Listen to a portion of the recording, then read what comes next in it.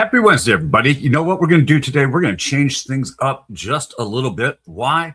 Because we're not going with a three-team parlay. We only need two teams for a NRFI parlay. And the reason for that is when you got all the data that lines up as well as it does today on just two teams, and we're getting even money because they're so mispriced.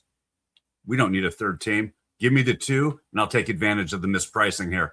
Plus, I also have a full inning NRFI play for those that don't have the team-specific markets, or you're playing on a prediction market site like Kalshi or Polymarket. I am Mark Wallace, co-host here at the Weekday Wagers, where you can catch me, DG, and Robbie Hockey every Monday, Wednesday, and Friday, 2 o'clock Eastern Standard Time. And as always, these plays are powered by the AI models over at justastatsports.com. Make sure you're using promo code WAGERS50 to get 50% off your first month. All right, let's get into today's games.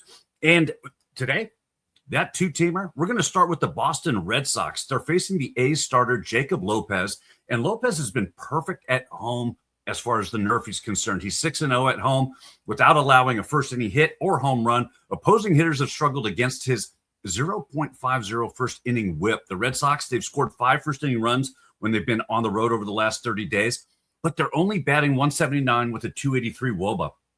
Lopez has also kept his hard contact rate down to just 18%, which gives us a really strong analytical, statistical, gives us just a strong case overall for Boston to come up empty in their half of the first inning. The second leg, the Seattle Mariners. All right, look, they're facing LA Dodgers, Eric Lauer, and Lauer's 4-2 at home for NRFIs. He's held opponents to a 182 batting average, 301 WOBA, which is a little bit high, and a 0.83 first inning whip in the opening frame. Decent enough. Why is it decent enough? Because Seattle's recent first inning numbers are an absolutely dumpster fire. The Mariners are batting just .091 with a 177 WOBA. They've only produced 3 hits and 0 runs over the last 30 days on the road. Guess what? That's not even the full story, because when you go back to when they've scored a first inning run, that's all the way back on June 24th, which is why I can't believe that we're getting them here priced at where we're getting them. And when you have a Mariners team that is this mispriced and you only need to add one other team to get to even money, I'm just going to say thank you. All right. And take that ticket. So our two-team parlay is the Mariners and the Red Sox. For the full inning NRFI, I'm going back to the well, going with Cleveland and Cincinnati, where we got burned yesterday. All right. Don't expect lightning to strike twice, though.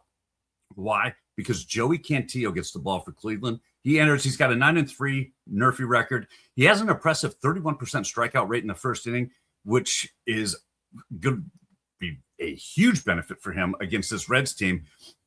He's held batters to a 261 and a 346 WOBA. Cincinnati, they've only been able to manufacture 2 first-inning runs over the last 30 days. They have a 238 batting average, a 296 WOBA. Brady Singer is going to get the start for the Reds here, and he comes into this with a 7-2 NRFI record.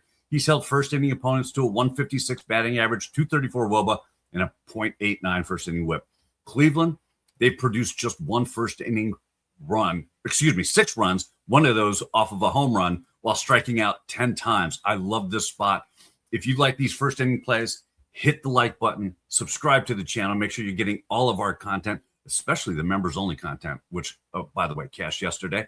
And also, make sure you're joining us every Monday, Wednesday, and Friday, which means we're live today at 2 o'clock. DG and I will be there to bring you our best bets for this evening's actions.